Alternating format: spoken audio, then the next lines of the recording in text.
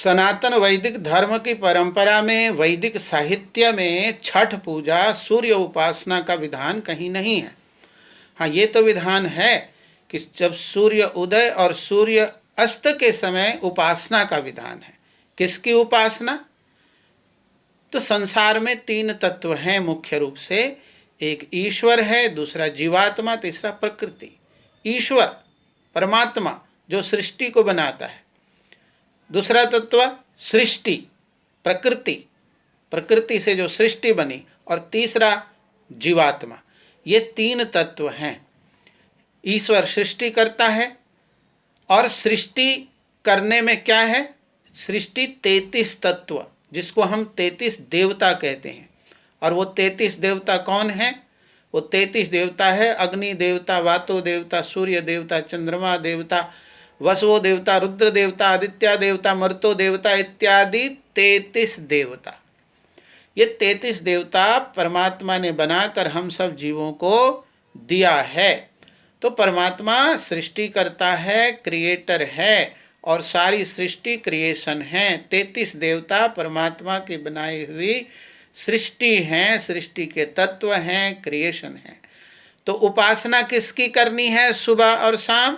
उद्यंतम अस्तम आयंतम आदित्य संध्योपासीत।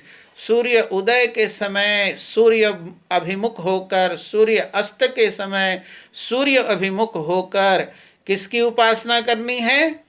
उस सृष्टिकर्ता परमात्मा की उपासना करनी है, जिन्हें सारी सृष्टि बनाई, सभी 33 देवता बनाए। सूर्य चंद्रमसौ धाता यथा पूर्वम कल्पयत। जिसने सूर्य, चांद, ग्रह, नक्षत्र सब बनाए, एक नहीं असंख्य सूर्य चंद्र बनाए, एक नहीं असंख्य सौरमंडल बनाए, असंख्य ब्रह्मांड बनाए हैं। उस सब के सृष्टिकर्ता ब्रह्म की उपासना करनी है। ये सूर्य नहीं, इस सूर्य में न तत्र सूर्यो भाति न चंद्र तारकम।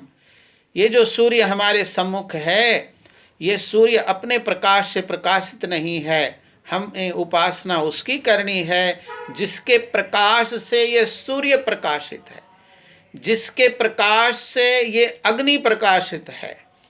उस सूर्यों का सूर्य, अग्नियों का अग्नि, देवताओं का देवता, सबका क्रिएटर, सबका सृष्टा जो परम पिता परमात्मा विश्वकर्मा है, जो विश्व करता है, विश्वकर्मा है, उस पर ब्रह्म की उपासना करनी चाहिए। ये विधान है। और उसकी बनाई सृष्टि से डरना नहीं है। उसकी बनाई सृष्टि मनुष्य के उपयोग के लिए है। तो हम प्रतिदिन जो 33 देवता हैं इनका उपयोग करें, और ये 33 देवता हमारे उपयोग के योग्य हों, इसलिए हम इनको शुद्ध रखें, पवित्र रखें, इसकी सुरक्षा करें, इसकी संरक्षा करें। और इसके लिए वैदिक साहित्य और हमारी वैदिक परंपरा में विधान है कि हम नित्य प्रति अग्निहोत्र करें, देव पूजन करें। और ये देवता 33 हैं, और 33 देवता में सभी देवताओं की पूजा कैसे होगी, इसके लिए ही अग्निहोत्र का विधान है। अग्निर्वै देवानां मुखम। कई लोग कहेंगे कि सूर्य सबसे श्रेष्ठ महान देवता है, उसी से जीवन और प्राण मिलता है, तो ये कथन अनुचित है। क्या वायु से प्राण नहीं मिलता? अग्नि से प्राण नहीं मिलता है? धरती से प्राण नहीं मिलता है? सबसे प्राण मिलता है, किसी के बिना काम नहीं चलेगा। हाँ, श्रेष्ठता की बात करेंगे तो श्रेष्ठता के लिए अग्नि को सबसे प्रथम गिनती किया है। अग्नि देवता, वातो देवता, सूर्य देवता इत्यादि। क्यों? क्योंकि अग्नि के द्वारा ही ब्रह्मांड के सभी अन्य 32 देवताओं को भोग और प्रसाद पहुँचते हैं। इसलिए बिना अग्नि में आहुति डाले देवताओं की पूजा नहीं होती। इसलिए जब भी देवताओं की पूजा करनी है तो अग्नि को प्रकट करके और उसमें अपने 56 भोग चढ़ाएं। अन्यथा तो 56 भोग बनाने का कोई लाभ नहीं यदि आप अग्नि में उसे नहीं चढ़ाते हैं। तो ये विधान है। तो ईश्वर की उपासना और देवताओं की पूजा। तो उपासना ध्यान ईश्वर का करना है और देवताओं की पूजा अग्निहोत्र के विधि से करनी है। और प्रतिदिन प्रातःकाल सबसे पहले संध्या उपासना, ईश्वर का ध्यान करने के पश्चात अग्निहोत्र करते हैं, देव पूजन करते हैं, और सायंकाल पहले देव पूजन सूर्य के रहते रहते करते हैं, और सूर्य अस्त के उसके पश्चात संध्या उपासना करते हैं, ईश्वर का ध्यान करते हैं। ये सनातन विधान है।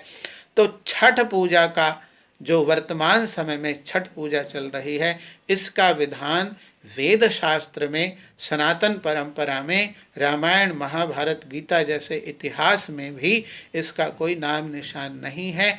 हमारे सभी पूर्वज ईश्वर का ध्यान करते थे, ईश्वर की उपासना करते थे। वो इन देवताओं से डरते नहीं थे, ग्रह नक्षत्रों से डरते नहीं थे, क्योंकि वेद शास्त्र में लिखा है, उपनिषद में भी है, गीता में भी लिखा हुआ है, भीषादस्मादेशवात भवति भीषोदयति सूर्य भीषाद इंद्रश्च वायुश्च मृत्युर्धावति पंचमा। उस परमात्मा के भय से ये सारे ग्रह नक्षत्र अपने नियम से गतिशील हैं, क्रियाशील हैं। उस परमात्मा के भय से ही ये सूर्य उदय होता है, सूर्य तपता है, अग्नि जलती है, वायु बहता है। ये सब ईश्वर के भय से, और यमराज भी उस ईश्वर के भय से दौड़ता फिरता है। इसलिए किसी सूर्य, शनि, शुक्र, मंगल आदि ग्रह नक्षत्रों से डरने की आवश्यकता नहीं है, बल्कि ये सब 33 देवताओं के ही तत्व हैं, अंग हैं, और ये सभी 33 देवता मनुष्य के जीव के उपयोग के लिए परमात्मा ने बनाए हैं। इसलिए हम जितना इन वस्तुओं का, देवताओं का उपयोग करें, उतनी ही अच्छी पूजा मानी जाएगी। हाँ, हम सूर्य के प्रकाश में, जैसे सूर्योदय होता है, सूर्यास्त के समय में है, हम व्यायाम करें, प्राणायाम करें, सूर्य के सामने होकर के ईश्वर का ध्यान करें, अग्निहोत्र की क्रिया करें, और अपने खेतों में काम करें, और पसीना बहाएं। ये जो पसीना का बहाना है, यही सूर्य को जल चढ़ाना है। और ये सूर्य का को इस तरह से जल चढ़ाने लग जाएंगे तो पुनः सभी आर्यावर्त निवासी और विश्व के निवासी सूर्य की सच्ची पूजा, सूर्य स्नान, धूप स्नान, सूर्य के प्रकाश का सेवन करें, जिससे हम स्वस्थ रहें, बलवान रहें। ये है सूर्य को जल चढ़ाना। और सूर्य के गुणों को जितना हम जानेंगे, जैसे आज के हमारे वैज्ञानिक हैं,